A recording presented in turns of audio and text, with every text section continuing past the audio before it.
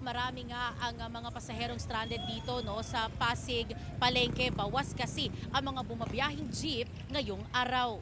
Karamihan sa mga commuter dito ay yung mga papasok sa kanilang eskwela o trabaho. May mga nakausap tayong kalahating oras nang naghihintay ng masasakyan. Unahan daw kasi ang mga pasahero tuwing may dadating na jeep.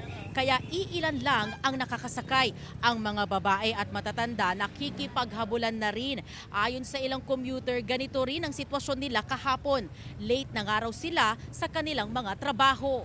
Ito yung sitwasyon ngayon. Ang mga biyahe dito sa kinatatayuan namin ay biyaheng Pasig patungong Marikina, Pateros, ilang municipality sa Rizal, pati Quiapo. Yung mga nakikita ninyong mga nag-aantay, no, ang inaantay niya ay Pasig, Quiapo na jeep. Ngayon yung mga dumadaan na jeep, karamihan ay puno na. Tapos ilang mga kababaihan at matatanda na rin. Yung talaga nakita natin na nakipaghabulan na rin, makasakay lang sila. May mga jeep na yung mga nakasabit higit sa isa, dalawa. May nakita tayo nagsisiksikan para lang sila ay makasakay, makalarga na at makapunta sa kanilang mga pupuntahan.